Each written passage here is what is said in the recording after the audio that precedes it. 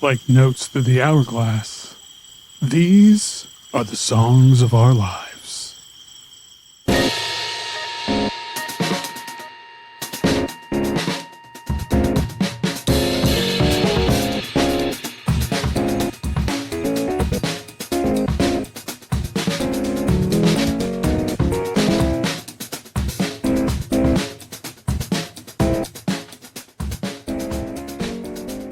Hello and welcome to another episode of Songs of Our Lives. I am Brad Rose. I am a musician, a composer, a writer, the founder of Foxy, Digitalis, and somebody who thinks about music and sound far more than is healthy. Each week I invite on a guest and we talk about the songs and the music that have meant a lot to them and stuck with them throughout their lives. Before I get to this week's guest, I'm going to remind you, as I did last week, if you are enjoying this show and have been listening to it and you like Foxy Digitalis and all those things, or maybe you just like me, please leave a rating and review wherever you listen to podcasts. That kind of thing helps more people discover it. And if you really, really, really like it, it'd be amazing if you join the Patreon, patreon.com/Foxy Digitalis. For as little as $3 a month, you get the full conversation, the full episode, and you get them a week early and you get some other stuff. And yeah, or you can subscribe to the Jewel Garden, which is my sort of vanity label, and you get a lot of cool music. It all goes to the same cause, which is keeping the lights on and keeping everything moving along. Okay. This week, I have longtime friend of Foxy Digitalis and a person who I just frankly adore. Matt Sage is on the show. We've known each other for a while. He's been on the site in many different ways, interviewed him. He was on the Seltzer Salon, and now this is such good stuff. So among all the millions of things he does, cached media, his solo work, other collaborations, lately he's especially known for being 1/4 of the band, Fuubutsushi. And they've got a new double LP coming out on June 27th called Meridians. It's wonderful. It's my favorite thing they've done yet. Another member of the band, Patrick Shirishi, was one of the first guests on this show. And the thing about talking to Matt is every time I get done, like I get off the call, I just feel good. There's something about him and the way he engages with things, and there's like an openness and a warmth that you just feel kind of safe in his presence. And that's something that is, I don't know, not exceedingly, it's becoming rarer by the day, maybe something like that. I don't know. He's just a wonderful human being, and I was so excited that he wanted to do this. And yeah, it was a blast. So we recorded this, I don't know, a month or so ago, and I hope you all enjoy it half as much as I did.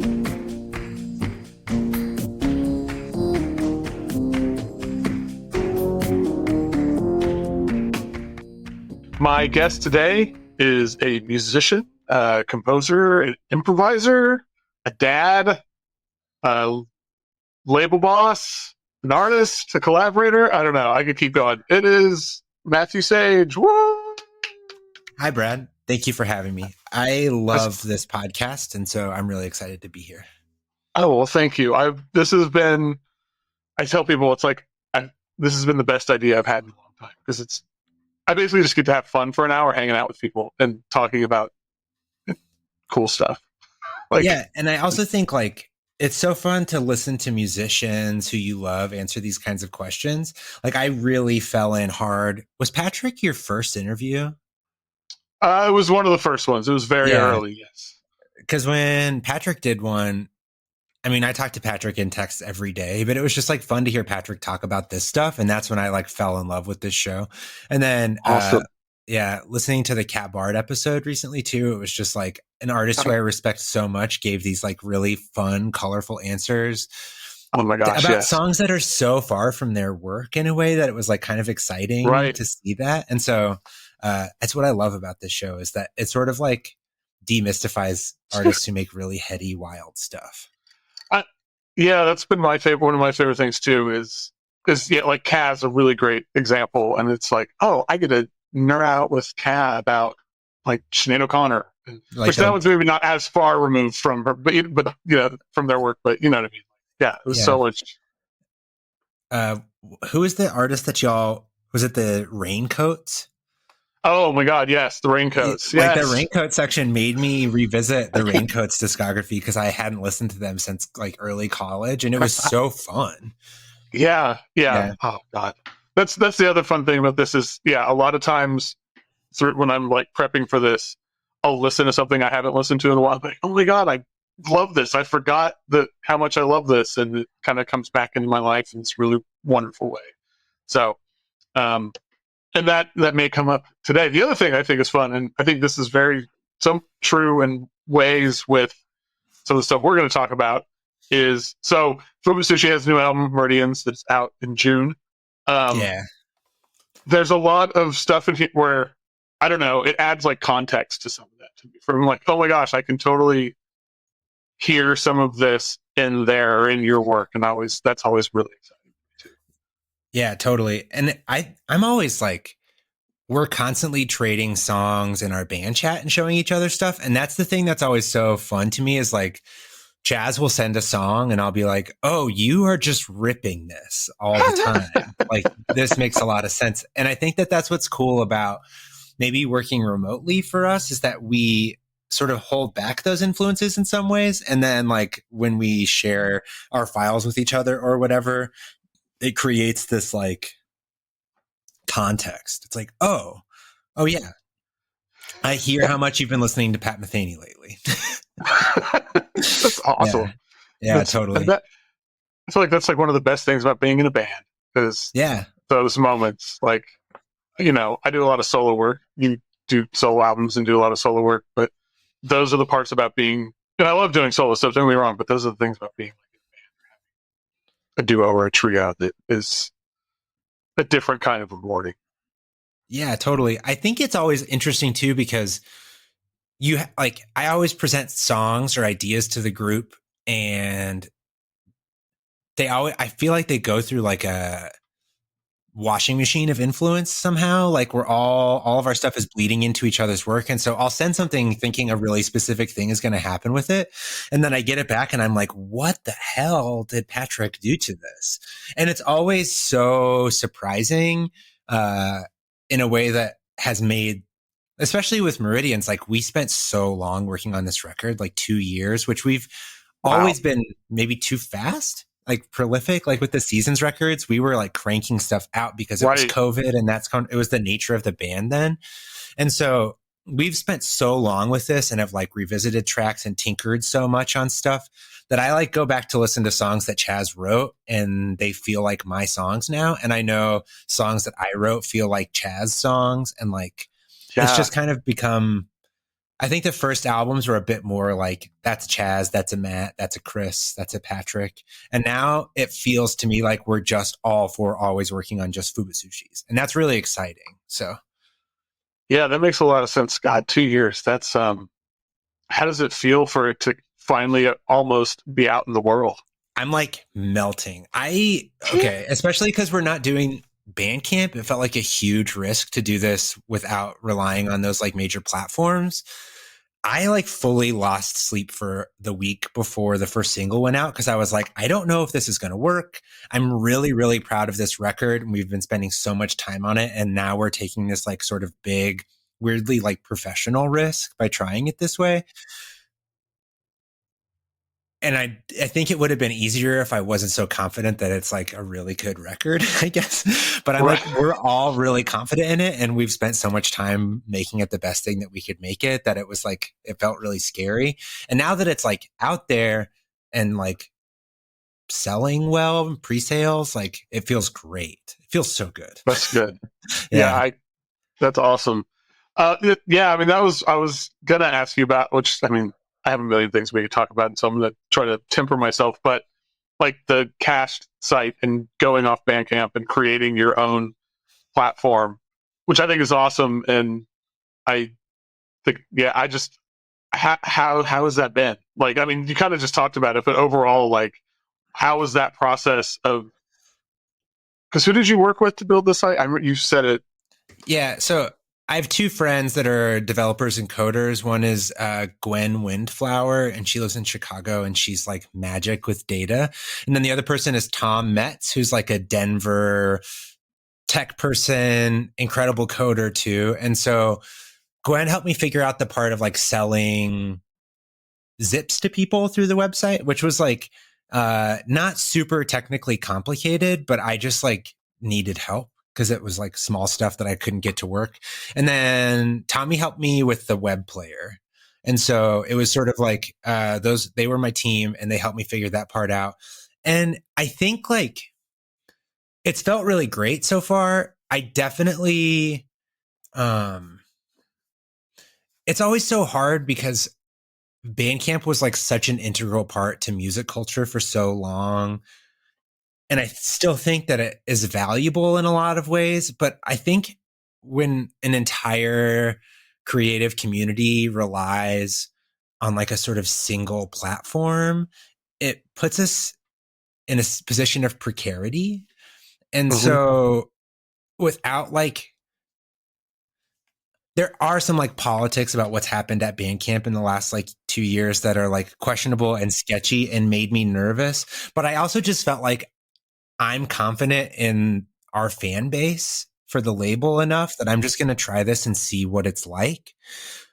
And so I think in a lot of ways, I'm really interested in independent music as a sort of like collective or like a culture community.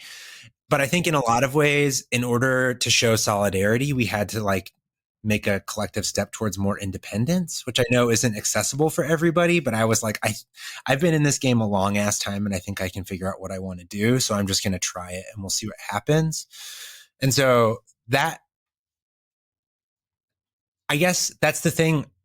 Like, I think no matter what, Meridians is always going to be tied up in that narrative a little bit. But I think like, I think I still love Bandcamp in theory, and I like still buy stuff from friends on Bandcamp Fridays and stuff. But it just felt like the moment where I could take the ethos of the label and make it a little bit more part of how we deliver music to people. Yeah, no, I think it's great. I think I totally agree that like having this such heavily relying on one thing that is, especially one thing that's this corporation that is this and subject to the whims of rich people, basically. I mean, like, it's not a good space to be. I mean, I'm still on Bandcamp and I understand like it's so complicated, but I think I'm really excited. I was really excited when I saw like what you've done, and it's because I used to have like when Digitalis was a thing, I had this whole huge website. I mean, it wasn't huge, but like, and did all this stuff myself, and it's like I miss parts of that, and I keep trying to like push myself for but I need more time. But you don't need to push yourself anymore. You do so much. Well, I'm trying to like figure out how to like better use my time. I think it's like. Yeah, because I do. Sure. I've that's been like one of my things this year is pulling back on things, but it's still we're all a work in progress. Always all a work in progress, and I think that's like also. I know a lot of people are like out to root for Bandcamp as a long-term thing that they want to have around forever, and I am like fine with that. But I also think like, okay, I'm gonna get mildly professorial for a second. Okay, but I teach about audio recording. And I think it's really important to think that like to reframe this all the time, that recorded audio is only like 120 years old. Mm-hmm. And so when we think about like big picture about the cultural context of recorded audio, it seems so it's been around forever. And like we're supposed to consume records a certain way forever. But like the contemporary model for how we buy recorded music is only like really 60 years old. Yeah. 50 years old, And so like it feels so permanent, but it's actually so new and like clumsy. And it's like barely a teenager as far as like how we consume media goes. And so I'm all for like letting our collective voice crack in this like teenage phase and figure out what's working and what's not working. And I think that there are a lot of artists who are doing that. And so it feels good to be part of that like questioning moment. Like I just keep thinking about that Cindy Lee record, which is I think my album of the year, Diamond Jubilee, and how Pat just like put it up as a MediaFire download and you can like donate if you want. And then you can only listen to the album as a full 2-hour thing on YouTube. Those are like the only two places it exists. And it's, I think it points to this idea too, that like music as data has become so ubiquitous that ease of access has made it underappreciated or like undervalued. Mm-hmm. And so I love that there are artists who are making it a little bit harder to get to their music. And I think that in that way, privacy is like really valuable. Yeah. I don't know. That's really good. Yeah. I totally agree. No, I think the Cindy Lee record is such a good example because I just saw people today like asking, how do I find this? And it's like, it's great. Like you can't just Google Cindy Lee Bandcamp and it's right there. Yeah. And I think like that, how do you find this it was for me like an essential part of finding my identity as a listener and as a musician is like, people put me on obscure, weird stuff through like word of mouth or friends of friends or like SoulSeek chat rooms. And then like you had to like dig and find stuff. And when you like found that thing, there was this like thrill of it.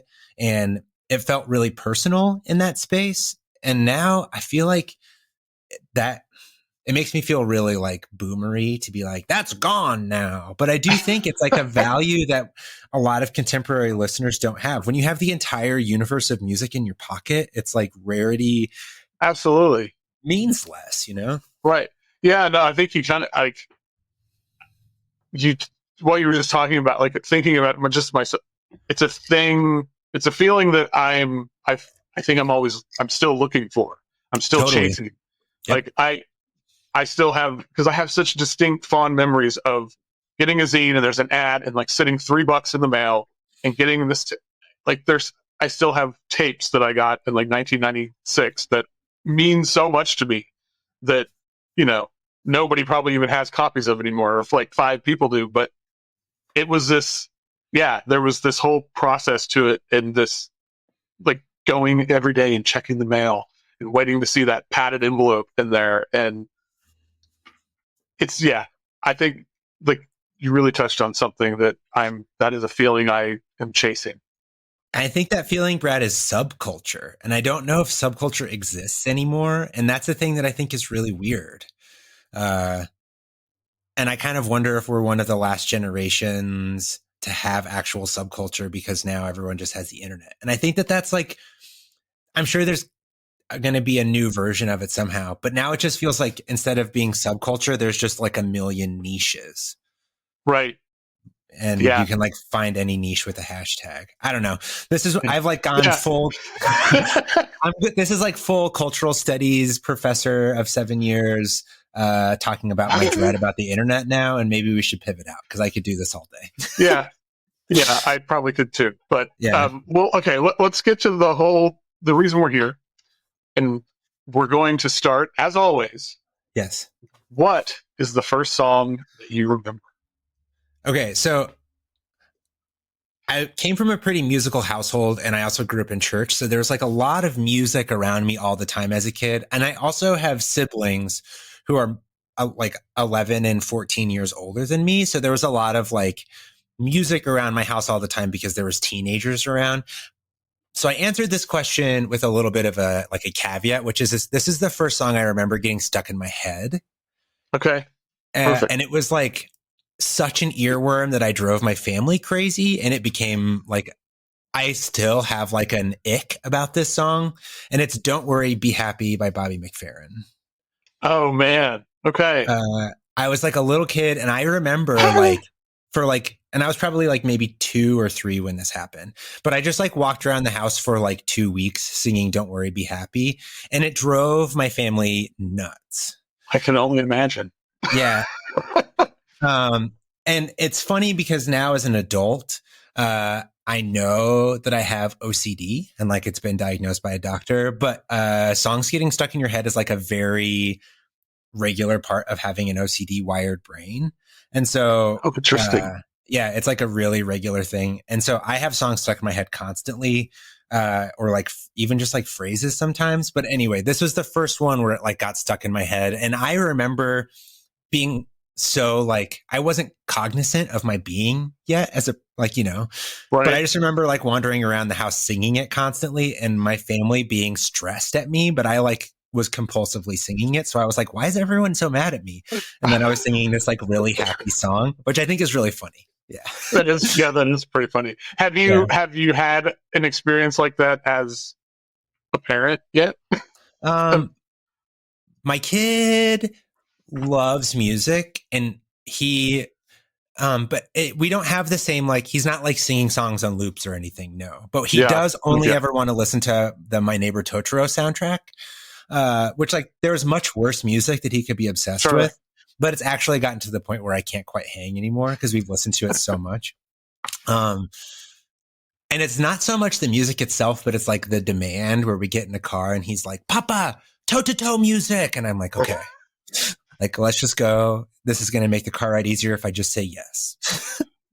My kid's 10, going on 11, going on 16. And we're currently having that with Taylor Swift. So okay.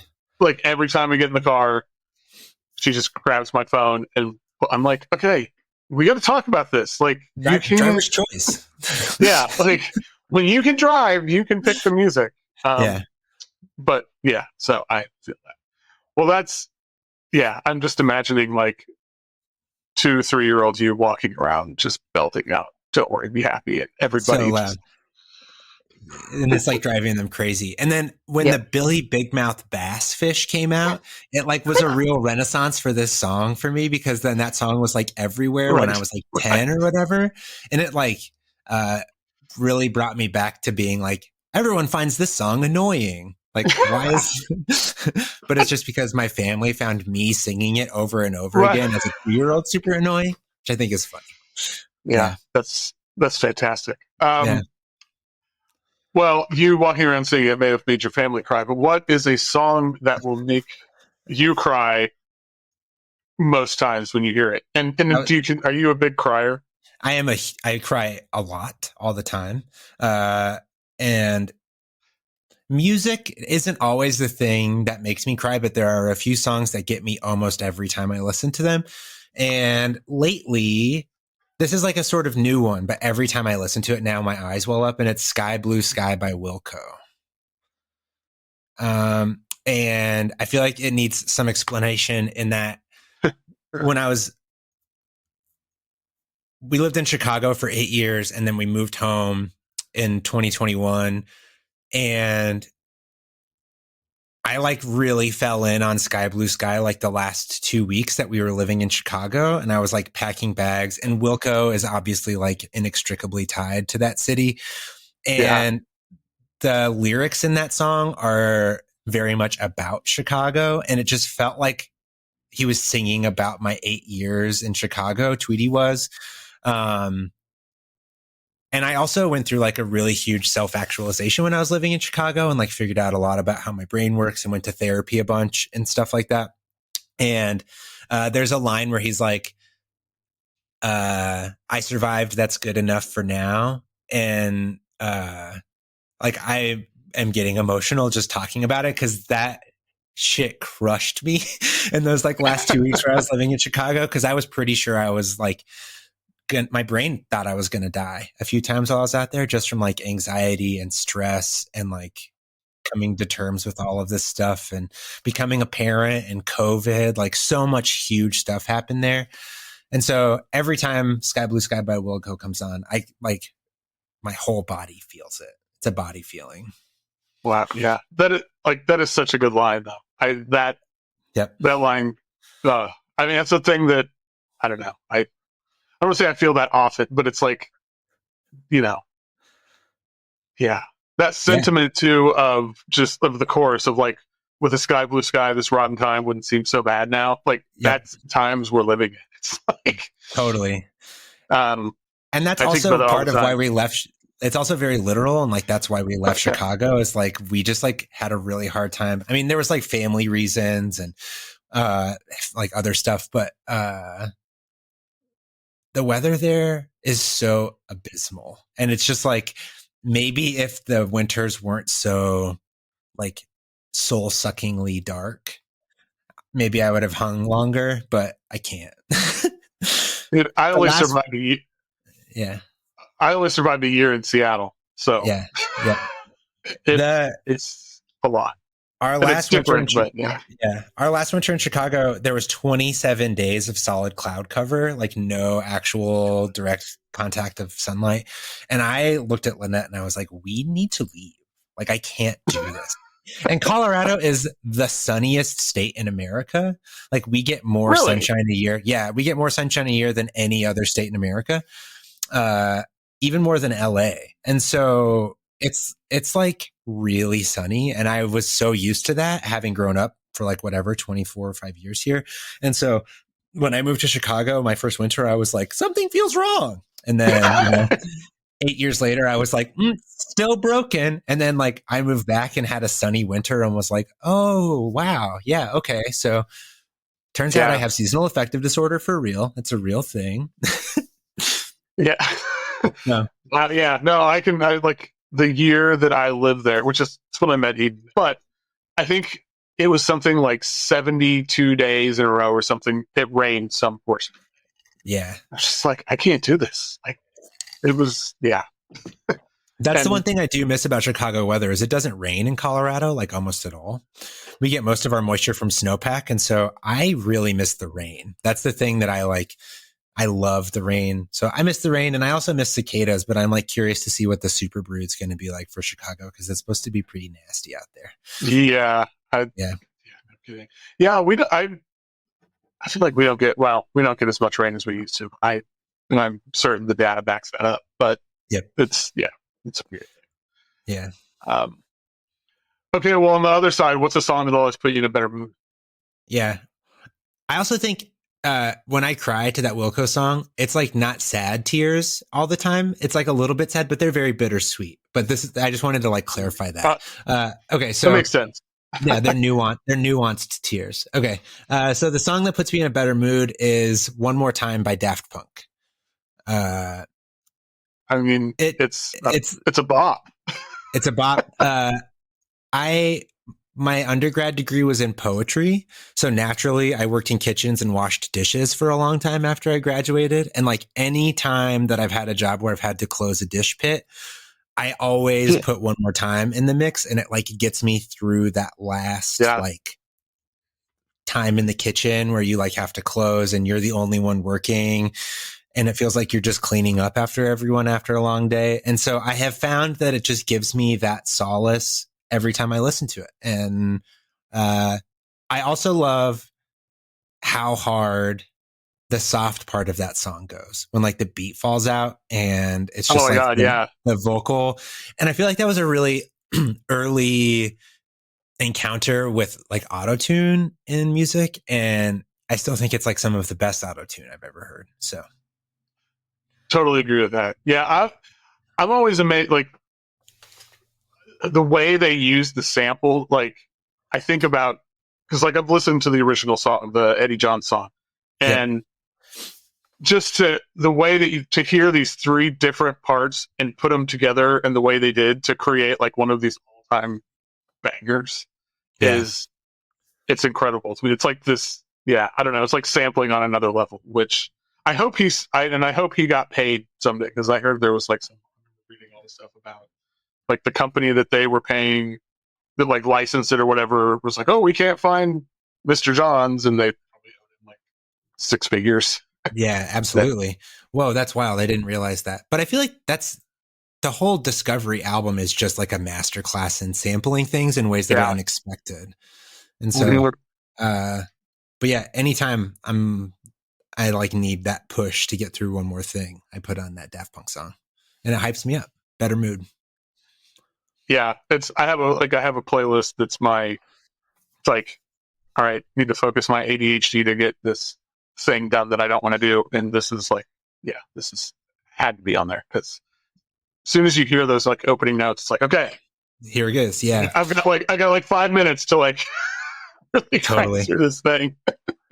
I also have like a really distinct, vivid memory of the music video from that song where it's like the anime characters, and it was like such a feeling. And so there's like this cool media nostalgia with the song too, where it makes me think about like watching MTV and it felt so outsider on MTV for some reason. Like it didn't like, that was like Limp Bizkit era MTV, and then all of a sudden there was like these anime characters and like auto tune, and it just felt so alien and so cool.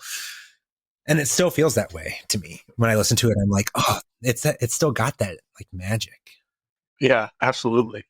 Okay, everybody's favorite question: what is objectively the best song of all time? Okay, so I haven't listened to every episode, and I feel like someone should probably have already answered with this, but I'm just going to do it anyway. My answer is Gymnopédie 1 by Erik Satie. Has anyone answered with that one? No Okay. one's. Surprisingly, no, because it's perfect music. It's perfect music. And when you sent me the questions, one of the things you talked about was like if you could play music for an alien to talk about what human music is like. And I think that song is it's like such a human melancholy that's captured in that like melody, which isn't super complex, but just like the way that it happens is just, it feels like sipping from the cup of humanity for some reason. And so that's my answer. That's a great answer. And it blows my mind that it's like 130 years old or however, 130 inch. Yeah. And like, I don't know, it captures this specific, or it like makes me have this very specific emotion and reaction that nothing else does that I can think of. And yeah, that's amazing. I mean, it's perfect music. Melody is this, like you said, it's like this. I think that's like the fact that it's not super complex, but it's also like not obvious. I don't know. There's something about this. Every time I hear it, it's like time stops. Yeah, time stops. And I think that's definitely part of its magic. And I think I agree that there's like very little other music that feels like it, but it has that quality like saudade, which they attribute to like bossa nova music. Oh man, he was going to be on my, João Gilberto. Like the quality of his melodies where they're not super complex, but they have this really nice like major chord structure with minor voicing underneath of it, gets that feeling, that bittersweetness, that like melancholy that's happy but also sad. And I feel like the core of Gymnopédie 1 is like that thing. Yeah, that's totally God. Yeah. Well, I was happy to like whenever I was prepping for this, and I was just like, I'm gonna listen to this on repeat for a little bit, just because. It never gets old. I can't believe it's 130 plus years old. That's just kind of it is timeless. It feels almost in that way that it came from like the deep core of humanity. Like it's been around forever and it will be, which is why I was like, that's the one I would show aliens. Yeah, absolutely. Yeah, it's like one of those things where it's just something that exists in the ether, and he was able to like tap into it and and capture it. So, and like, I always think. Go ahead. Oh, I was going to say, I can't believe nobody's picked this song for anything before, but yeah, go ahead. I always think about those memes where it's like, imagine going through a breakup and then, you hear Clair de Lune or whatever. Like, I imagine what it would be like to like be in France during like the classical impressionist music period and like sit down in a parlor and just hear this being played for the first time and just being like, what the actual fuck is this? Like, I imagine it just like breaking you in a way. I don't know. And so, because if you see someone play it for the first, like if you see a person play it in person and they play it well too, it feels new the first time every time. It's magic. Mm-hmm. Yeah. Well, I mean, God, just like there was a time long ago when this didn't exist, and being and sitting in, I could just imagine like you would never be the same. Like hearing this for the like, you'd be like, okay, well, this has changed my entire life. Yeah, totally. All right. Well, what's the song you used to love? You heard it recently, you think about it now, and you're like, ooh, don't really care for that as much these days. Yeah. This was a really hard question for me because I am a very nostalgic person. And so I have a lot of like go-to answers because there's so much music that I have loved that I still like treasure as being a part of that person's time on Earth. Like the entire Modest Mouse discography from their first stuff to Good News for People Who Love Bad News is like, that's my teens. And I like can't really touch it. And if I try to be critical of it, I feel like I'm doing wrong by 16-year-old me who's like, you know, singing with a lisp in my Volvo. And so I, you know, like I can't talk shit about some of that stuff. But in thinking about like, I think you probably can relate to this too. And that like, if you're a lifer and you love music, you're subject to like trend hopping and this kind of stuff. And so I thought about like a piece of music that was part of like very much a part of a time and a place in music culture that like in that moment, it felt thrilling and exciting and new. But then when I like listen to it now, it just gives me the ick. Oh. And for me, it's not the music that does it, but it's the vocal delivery on anything that Y has ever put out. And I said the song Crushed Bones. But like so I thought about it and I thought about how I would never really want to listen to that record again when I was like, whatever. So then I was like, I'm going to listen to it. And the arrangements are awesome and the production is really cool, but they're just the like, and I hope I don't hurt Yoni Wolf's feelings if he listens to this, but just the like white boy hip hop, everything is delivered with like so much affect. I can't hang with it anymore. Yeah, I hadn't thought about this in a long time, and I had like when I put it on, and I remember because like I remember really liking this back in like 2000. I mean, I don't remember when this came out, but like early 2000s, early mid. Yeah, and putting it on last week, I was just, and it starts out like when the instrumental is like, oh yeah, okay, I remember this, and then as soon as the vocals start, I'm just like, oh God. Yeah. No. I know, it's like, why? It's like, can I have the instrumental version of this? Yeah. Please? Right? I feel like it's like a Van slip-on personified or something. Like, yeah. Like if you held a Van slip-on up to a microphone, that's what its voice would sound like, I think. I don't know. That's quite the image, but I know exactly what you mean. I can't explain it, but it's funny because then I went down this whole rabbit hole and I listened to like Clouded and Jaime's Basement, and those ones don't have it as much for me. I don't know what it is about when Y happened, where it was suddenly like really interesting and well-produced indie rock with that vocal intonation over it. But in that context, the vocals just really stood out in a way that I was like, ooh, I don't know. I can't do this now. For the record, though, Jaime's Basement, that record that he did with Andrew Broder from Fog, I don't know if you've ever got into that record, but it's still incredible. I re-listened to it this week, and it's still really, really amazing. And the vocals, there's some of it there, but okay, I'll have to. I can't remember the last time I listened. It's been a long time, but I will have to make an effort and see if it how I handle it. Also, like honestly. Emo ambient predecessor, I think. I listened to it and I was like, oh, this is all the stuff that we're all doing right now. It's just like it was early and it wasn't part of this like lexicon yet. That's my take.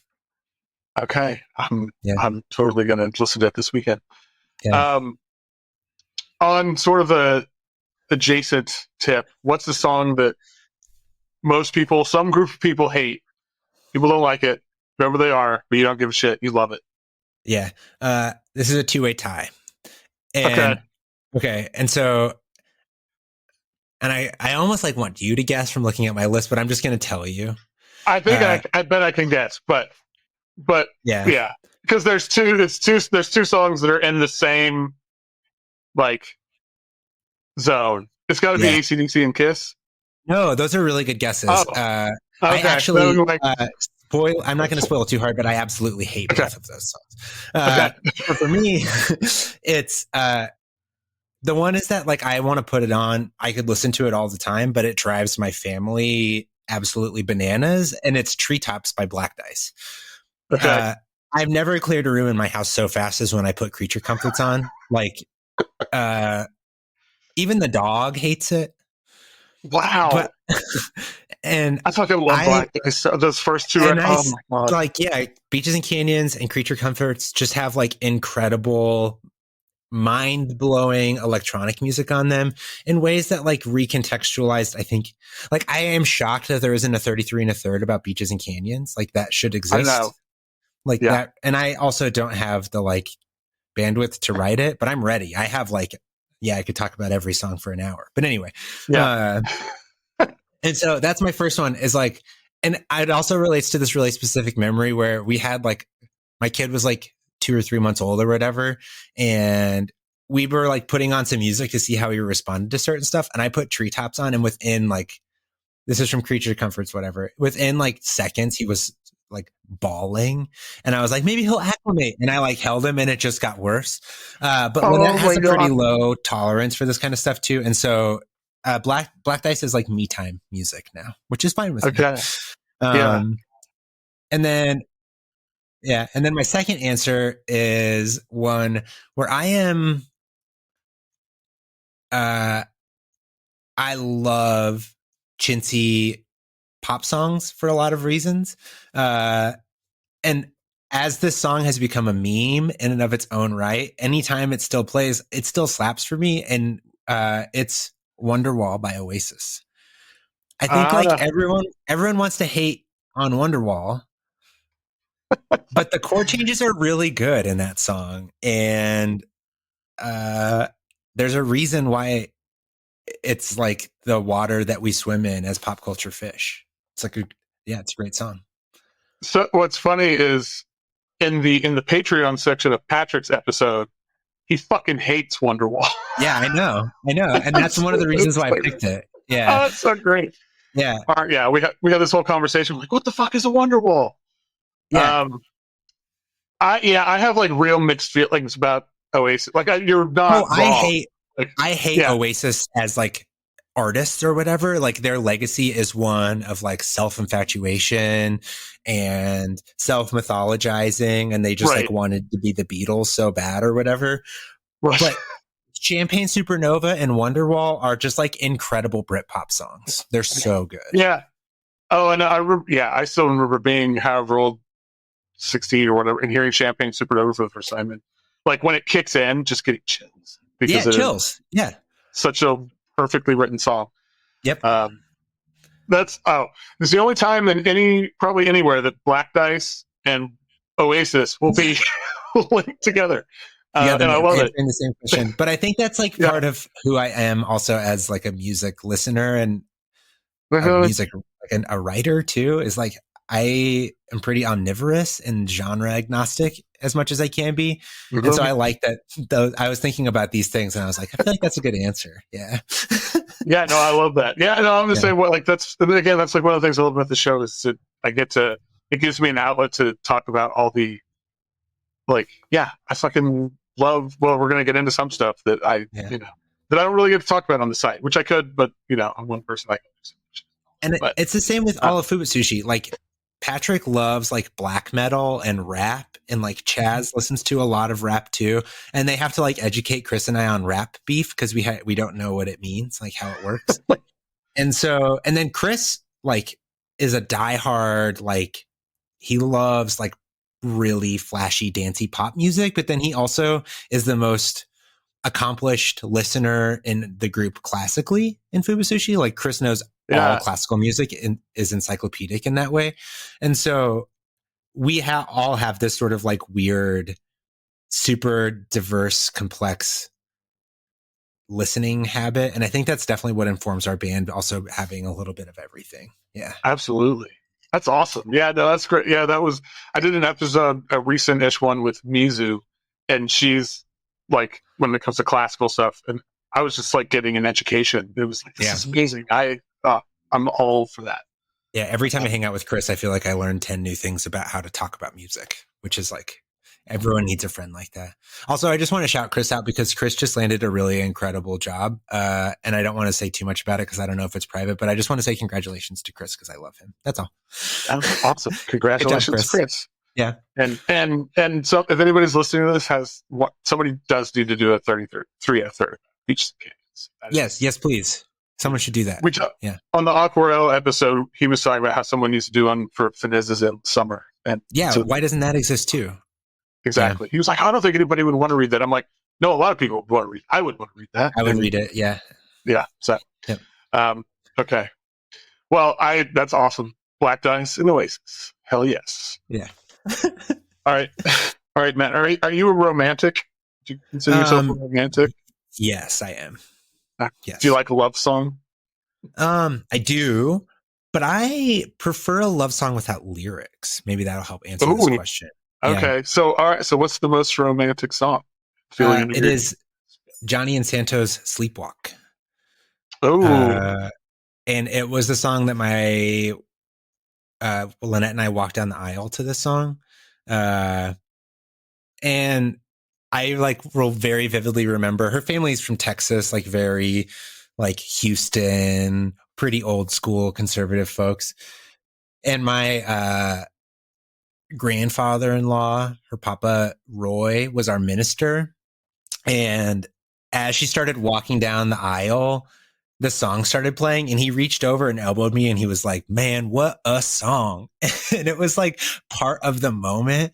Oh my God. That moment happened. But Lynette and I started dating when we were in just out of we graduated college the same year in 2010. And there was like a radio station in Fort Collins where I was living called Pirate Radio. And they just played oldies all the time. And one night I was driving to pick her up from work or something. I can't remember what was happening. And the song came on the oldies radio station and it's pretty everywhere. Sleepwalk has been covered and it's referenced in Modest Mouse songs and all this kind of stuff. But I just was picking her up from work and she got in the car and then the song started playing and we were young in love. And it was just this really sublime moment and it became our song after that. And so, and I love that it doesn't have lyrics because I feel like it leaves, this is why it's funny that I studied poetry for both of my degrees, but I write instrumental music. And I feel like instrumental music can say stuff that words can't say. And I think this is a song that just sort of captures that. It also obviously feels very nostalgic. And also it feels it's kind of laughable to me how cis het it feels and that it's oh yeah, it's like a 50s doo-wop. Let's be in a nuclear family together. But right. it just nails the feeling of sort of being swept off your feet by a feeling. So yeah, that's awesome. I love I love the memory of would you say her grandfather? Yeah, Papa Roy. Yeah, Papa Roy. Papa Roy, our minister. Yeah, man. I mean, when a song gets Papa Roy, it's got that power. It has that power, yeah. And I'm sure if I played him Wonderwall, he would like it. Yeah. That's the ultimate test. There he is, the Papa Roy test. But if I put Black Dice on, he would be mortified. Yeah, he would agree with your son and just... Yeah. What is this? Turn this off. This is awful. Yeah. That's a great answer. What's a song that changed your perspective on an artist, either for better or worse? Ooh, that's funny because I didn't think about that in the negative spin way, and I think I have a bunch of spicy answers about that. But instead, I'm going to give you the answer that I supplied the song for. I feel like this is contentious to say this as a musician who's interested in experimental music, but I love the Beatles. I am a huge Beatles fan. And anytime that I get in a conversation with another experimental musician about music, I feel like it comes up all the time and everyone wants to shit on the Beatles. And that's fine if you want to shit on the Beatles. I'm not going to take it personally.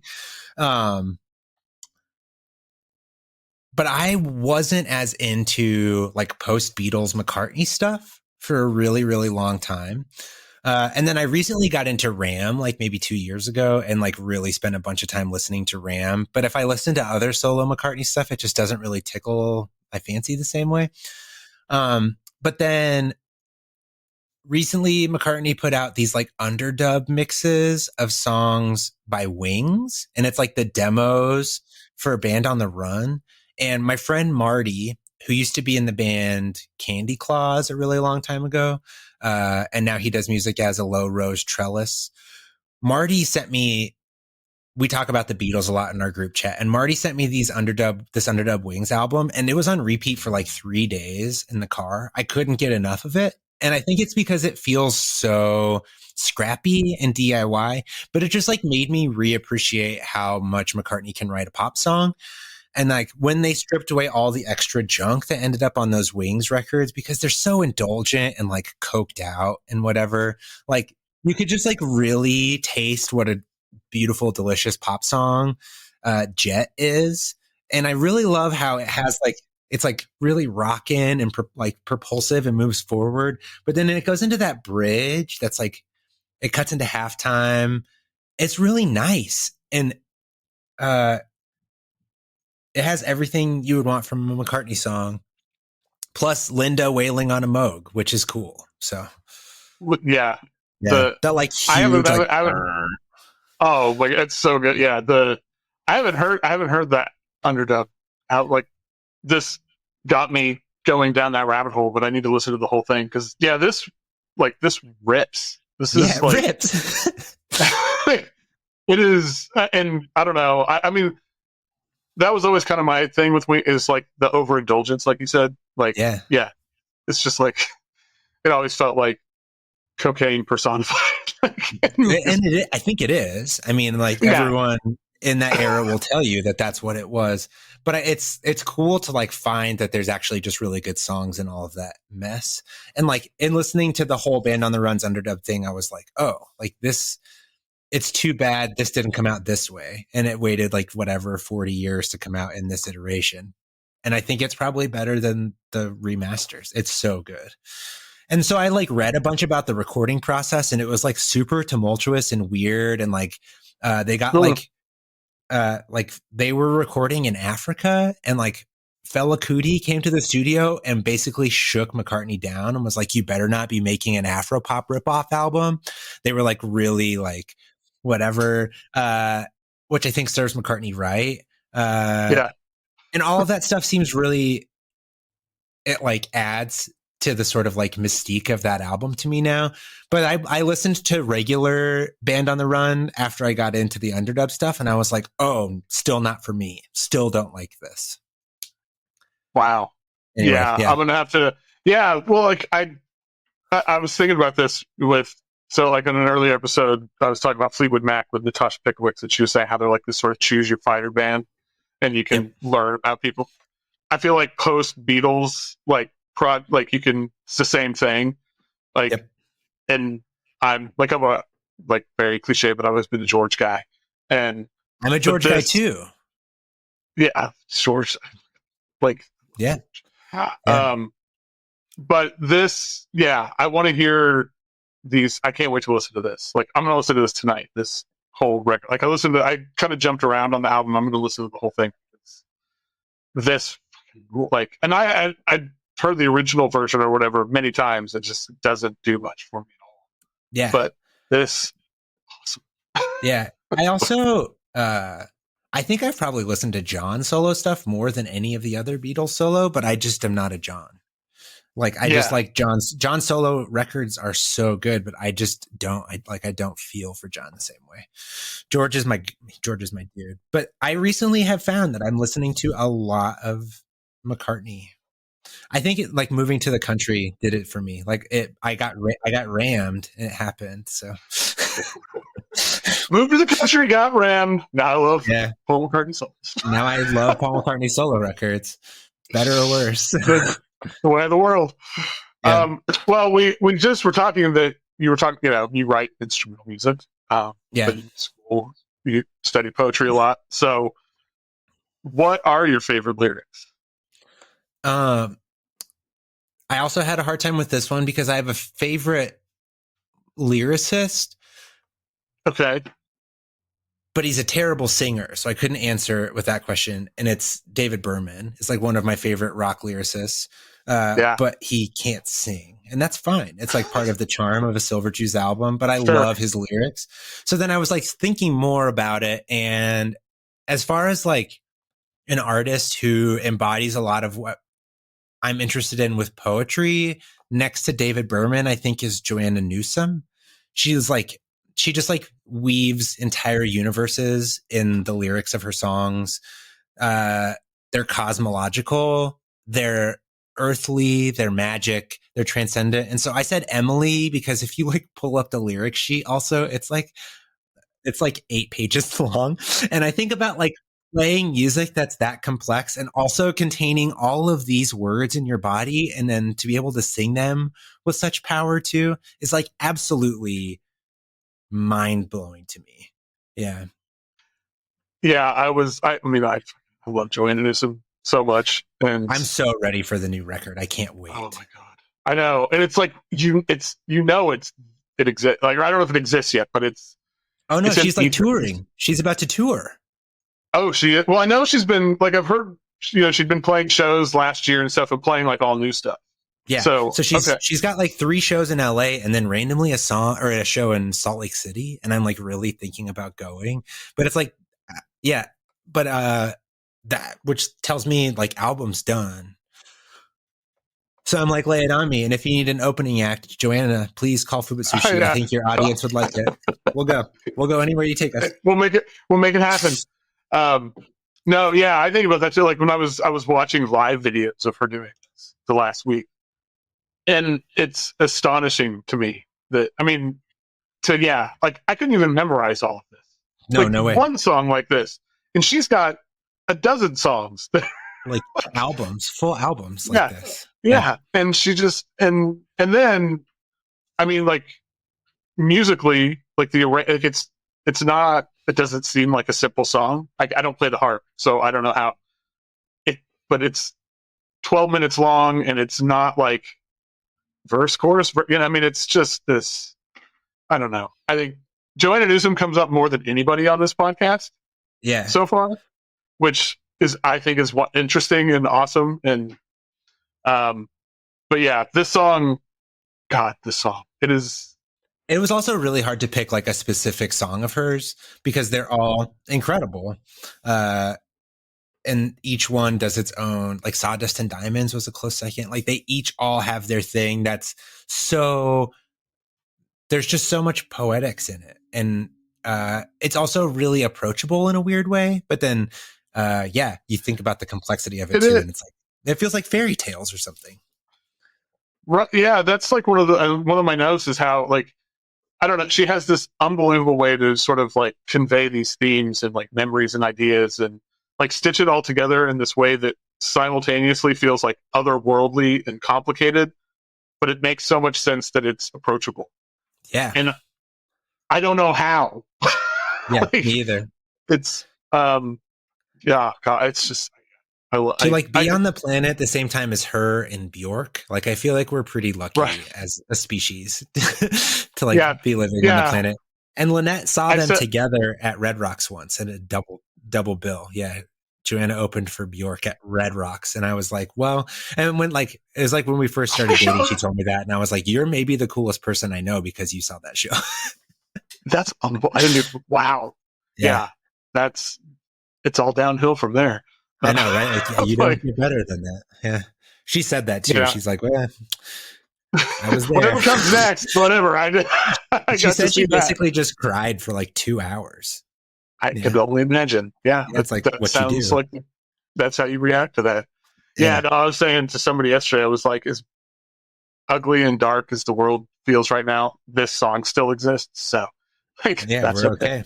Yep. Totally.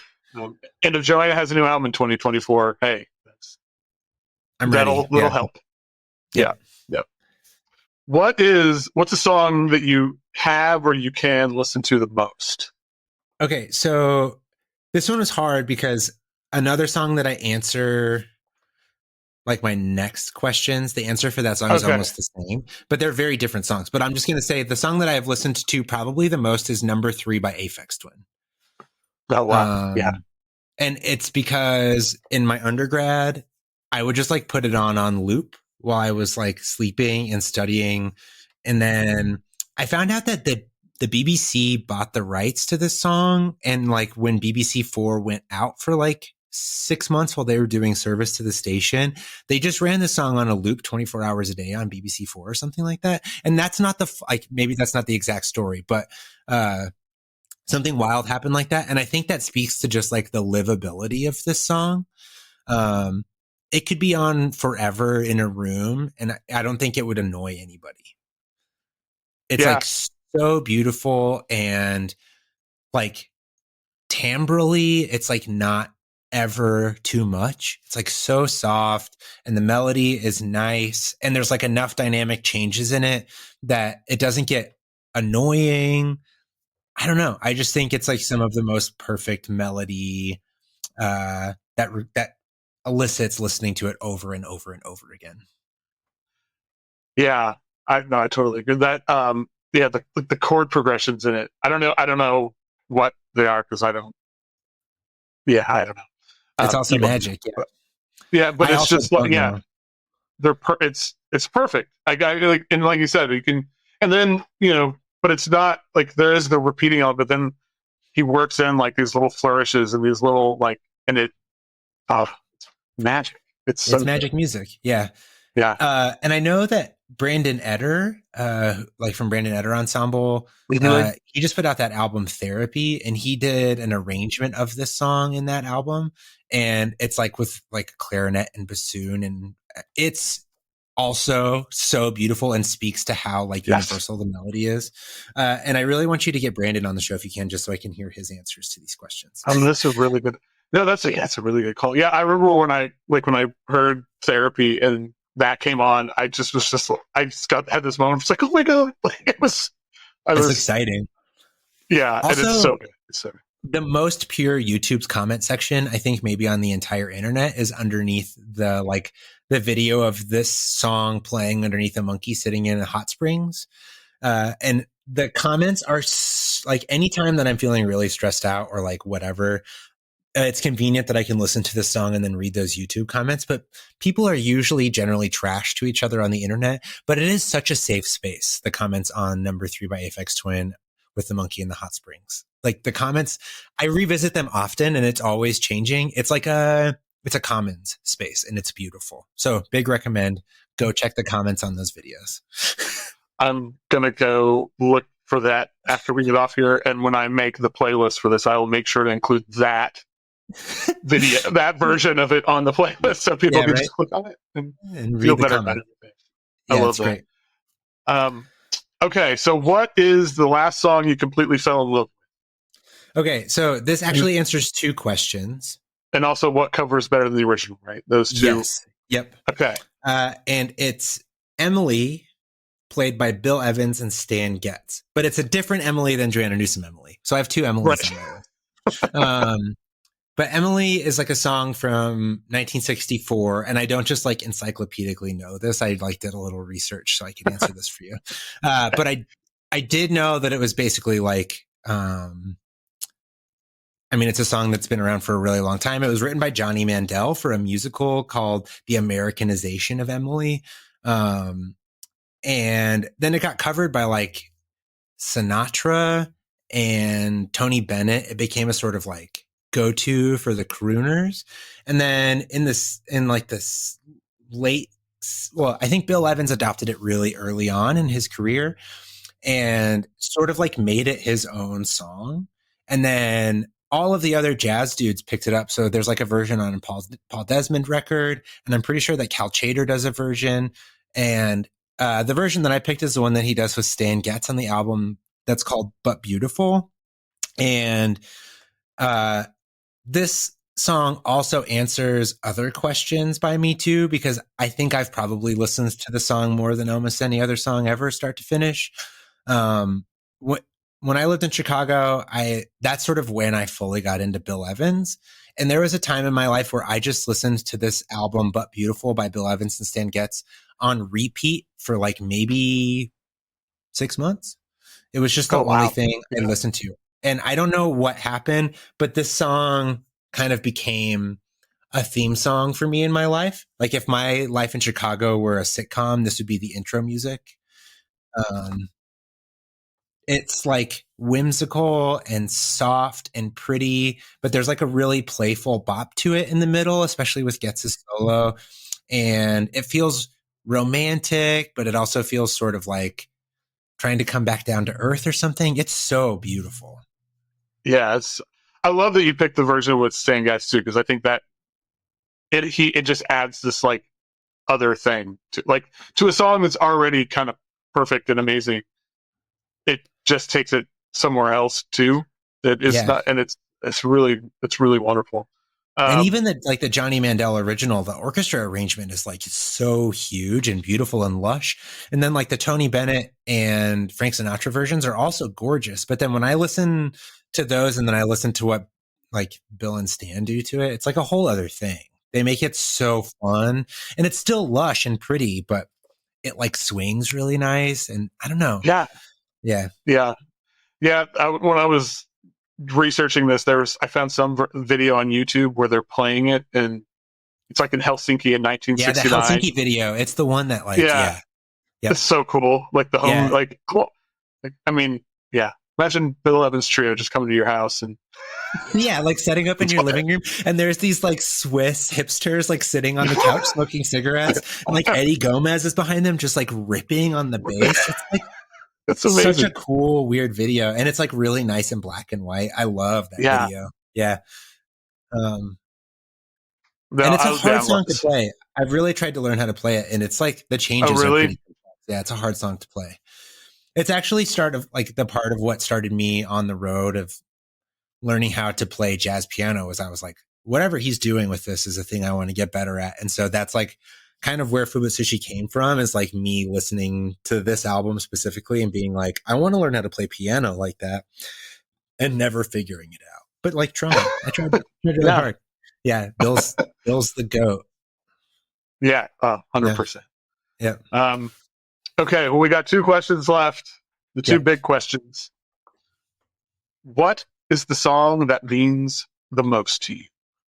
Okay, this is another one that's a tie, and I feel like I might do the most annoying thing ever, and I might put one of my own songs on this list. Actually, it's funny. The only time people have picked their own songs is for the ones like, it's a song I used to love, but now I hate it, or it's my. Oh, that's funny. Like, yeah. But that's okay. I could see that too. I love when people hate their own music, like in retrospect or whatever, but I have a really hard time doing that. There's stuff in my catalog that I wish I could hate, but I go back and listen to it and I'm like, I remember that guy. It's the same thing. It's like Modest Mouse for me. Like when I listen to that album Rife with Typo, I'm like, oh, I remember that guy. I feel the same way about my stuff. I have a hard time hating it. But no, it's the opposite. It's a thing that like means so much to me that it's almost soul crushing. But I'll answer with like the non-me song first. And it's Rococo Zephyr by Bill Callahan. And it's because it really just reminds me of like a moment in my life where Lynette and I had just started dating, and I had very little direction in my life and was kind of going through like a crisis of faith, and had been listening to a lot of like I was playing in a post-punk band and like a lot of heavier stuff. And I've always loved like country leaning or like whatever folk rock leaning music. But she came into my life and put Bill Callahan on the CD player constantly, or like the iPod in that moment. And so we listened to sometimes I Wish We Were an Eagle over and over again the first few months that we were dating. And I think it's like one of the most perfect albums of our generation. And this song specifically just like makes me think about, it feels like growing into myself in that way. And there's a lot of like, however much it's nostalgic, there's also still reminders for me in that album that I'm still like thinking about. And there's also that moment in this song where he says, like, Callahan's a great lyricist, but I also think he's a really incredible songwriter. And sometimes the most exciting parts of his songs are non-lyrical. And one of my favorite examples of that is when he's like, she watched the water ripple, ripple, ripple, ripple light. And then there's that like shimmery string arrangement for just a moment. And it's so perfect. And it means a lot to me in that it reminded me as a musician and a composer that like sometimes, especially someone who loves pop music, like sometimes non-lyrical moments are more important than lyrics. And that was a moment for me. And I had been writing a shitload of like singing songs at this time in my life. This was like, had just finished writing a bunch of singing songs and was getting more into wanting to do more instrumental stuff. And so I don't know. There's something about this song that also just always takes me back to a really nice, warm, sunny day in my life, which is nice. Yeah. Yeah. I love this song. I love the song so much. And yeah, the moment you referenced with the ripple. Oh, I know exactly what you're talking about. And it's amazing. It's just so good. And yeah, I still always think about, I was as still as a river is like one of my favorite lyrics. I just love that line so much. Yep. And it's also like, it's like one of the questions is like, that you asked that I didn't answer was like, it's sexy, but I think there's like some really beautiful, sexy lyrics in Callahan lyrics. Like she laid beside me like a branch from a willow tree. It's just like, whew. Yeah. Like what a lyric. And you add him, his like voice, his like beautiful, like deep voice. It's like, whew. Ew. Yeah. Give me the vapors. Right. You know what I mean? Totally. And so that's my first answer. And then the second answer is the one, and I swear this isn't just like being really good at cross promotion too. But there's a new song on the Fuubutsushi album, and it's a song that's going to be the single that's coming out probably around the time that this podcast goes up. And it's a song called Light in the Annex. And, it means like emotionally, it's super, super important to me because it's a song about parenthood presenting itself as being like the most beautiful thing and also the most terrifying thing to me at the same time. It's just like a really intense 1-2 punch of emotion where it's like, and like having to live with that beauty and that terror in a pretty consistent way, has it like really changed me as a person and made me think differently about so much. And I wrote the chords to this song. I started it while Lynette was pregnant, and then I played it a bunch right when my kid was born. And it was sort of like a part of us playing, or like it was a part of us as a band working towards what was after the seasons too. And so it's really formed like it's the first song that was done for this record. It's the only song on the album that's about to come out that we've ever played live because we've only ever played one show, and we played this song at the show. And so it's super valuable for a lot of reasons. Both it's emotionally valuable to me as a parent and as a person, and then also as an artist. But the thing that this also could answer a song that makes me cry, and it's not like I'm sitting crying to my own music, but this thing happened with this song where Chaz was one of the first people to come and be in our house after our son was born, except for our family, because it was during COVID. And Chaz came over and we were spending the day together. And then I had to go and put my kid down for his nap. And the baby monitor was in the living room where Chaz was sitting. And I was like holding my kid and I started hushing him down, and we were like doing like the shushing approach. And so I was just doing these long like shushes and sort of like, rocking him gently, getting him ready for his nap. And Chaz field recorded it, and I didn't know that this happened. And so then like Chaz recorded me hushing down my like 3-month-old or something. And we were like super sleep deprived and it was COVID and we were just like pretty fraught. And he recorded this thing and didn't tell me. And then as per what happens with Fuubutsushi, we just drop stems into a Dropbox and then I like stack them up. And so a stem was just dropped to put into the song called Field Recording from Chaz. And I put it in and I played it. And I just like instantly started sobbing when we got to the end of the song because I knew what it was. And then I called Chaz, like, I might cry right now too. I like called Chaz sobbing and was like, this is like one of the kindest things anyone's ever done for me. And when we all listened to it as a band too, like we all cried because everyone knew what I was going through in that moment. And so that song has like, I also am really proud of the songwriting in it too, but it has this like emotional core that came from Chaz doing this like such a genuine love language thing to me to like record me doing this thing. And I think it would be really schlocky if I, as a dad, like set up my field recorder and recorded myself, like, you know, right. Yeah, absolutely. Yeah. Down. But like to have Chaz surprise me with that is like so much the core of what this band is about, is that like we do this stuff as a band for each other, kind of like we're like our first audience and we love each other. And it messes me up all the time. I have to skip it a lot when we're listening, whatever. Should I imagine? It really gets me every time. Yeah. Wow. That's amazing. Yeah. That is, so, what a gift. Like maybe what a gift. I feel like it's maybe the most excusable way to answer that question with my own song. For sure.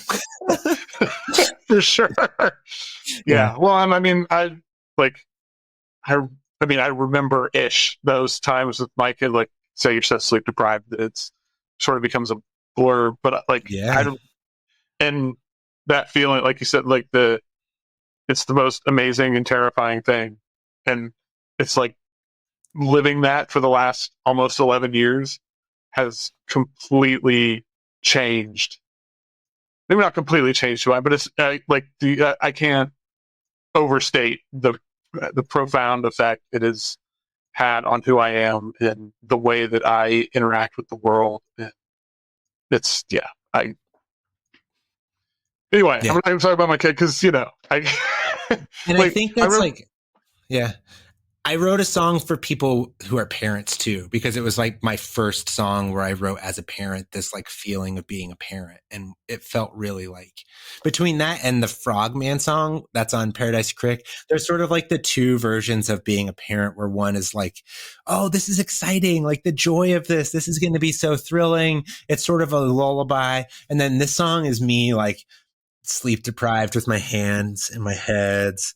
Where my head and my hands just like whatever, just like on the verge, you know? Yeah, absolutely. Yeah, and I feel like they're really sibling songs in that way. They're like two sharp ends of parenthood right there. Yeah. So, yeah, that's that one. But yeah, that's perfect. I'm almost bummed that we have one more question because that's like the best way to end this. But I'm going to ask, what is your favorite song? And it's funny because the answer to this question like really is, it doesn't feel dumb, but it's like sort of a funny way to round this out. But I told Lynette this last Halloween, but anyone could put on the Great Pumpkin Waltz by Vince Guaraldi at any time. And I would say like, this is my favorite song. It's like wistful, it's nostalgic, but it's complex enough that it's interesting. It speaks to kids, but adults can be like, this is great. I also think without competition, the best Christmas music ever written is Guaraldi's Christmas music. And it kind of does the same thing. But I just think that it's like, I think the Great Pumpkin Waltz is my favorite song. I think when I was thinking about this the other day, how like that music has, I mean, it's like been through my whole life and I've loved it.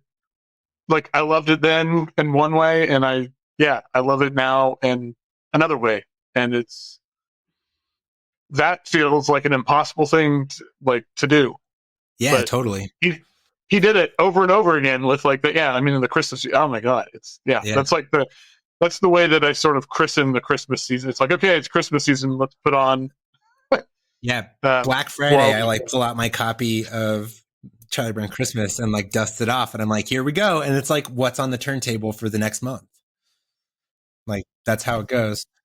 And I also think like, I didn't know, obviously, when I was like, 4 and watching The Great Pumpkin, Charlie Brown on CBS over Halloween, that I wanted to grow up and play that kind of music. But like, when I think about Fuubutsushi, I'm like, oh, damn. Like, the music that I play now as like in my 30s is deeply informed by this music I listened to that was made for a generation before me even. And it like speaks to this like feeling of childhood and this nostalgia. But then also it always felt kind of sophisticated, even though it was for kids. Right. Yeah. And I think that that's so cool. And I think that the same thing happened with Reading Rainbow soundtrack. Like they use like really out, like kind of wild, and like some of the Mr. Rogers arrangements too, or like using like really modal jazz. And so we have talked about this in the band sometimes too, is like, in a lot of ways, we're like channeling that part of our childhood of like wanting to make music that feels at home on PBS. You know? That's great. But I think that's like one of the things, and again, a thing I think about a lot as a parent is stuff like that, where it doesn't dumb itself down because it's quote unquote for kids. Because it's like, you don't have to. Yeah. And then it can stay with them forever. So, yeah. And like, I love knowing that that is my kids' like Christmas music, because, and then like my, like maybe 2 weeks ago, so like very far from the Christmas holiday, my parents came over to watch our kid for a night while we had a adults night out. And I came back and that's what was on my turntable. So my dad had like gone through my whole record collection, and the thing that he picked to listen to was Merry Christmas, Charlie Brown. And it like blew my mind, and it really reaffirmed, it really reaffirmed like how powerful that music is, that my dad was like, yeah, this is what I want to listen to in like March. That's awesome. Well, that's perfect. Yeah. Well, this was as much fun, if not more, than I hoped it would be. Everybody, Fuubutsushi, Meridians, June 27th. Link in the show notes, as I like to say. And also, this is, I feel like, a good moment to tell everyone, we already almost sold out of the first edition. And that's only off one single. And it's really wild to us to be doing this all from my house. And so I think we're going to get a second edition ready, because we need records to sell after the whole record comes out. And so if you want congratulations. one, yeah, thank you. It's really exciting. But also, like, if you want one, make sure you grab one, because we're like having a hard time keeping up with it right now. Okay. Well, yeah, which is a really maybe by the time this comes out, the first edition will be sold out. But that's the case, there's only like 100 left. So. Yeah. Okay. Well, if that's the case, so that there's probably more coming. So yeah. So don't go on Discogs and like overpay for it in a month. Yeah, please don't do that. Yeah, buy it from us for like. I know records are expensive nowadays because of inflation, but like buy it from us instead of like making it outrageous on Discogs. We don't want to do that. Sure. No, nobody needs. Nobody needs. Yeah. Cool. Thank you so much, Brad.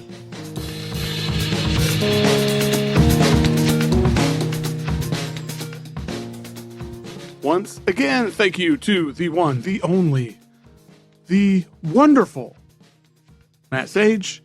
Make sure you check out the new Fuubutsushi record, Meridians, which is on Cached Media. It is out June 27th. Link in the show notes. You know the drill. Listen to Matt's picks at the playlist. And yeah, he's somebody whose work you should really follow. He's always doing interesting stuff, and just, I don't know, his his general presence just kind of makes me feel a little bit better about the world. Thank you all for listening. As ever, you know where to find me. Social media, send me an email, join the Patreon, subscribe to the Jewel Garden. Do none of those things either, and just keep listening to the show. But if you don't want to throw a few bucks at the show, throw them at Meridians. And honestly, pick up a copy. It's a wonderful, wonderful record. That's it. Until next time, keep on listening whatever the hell you want.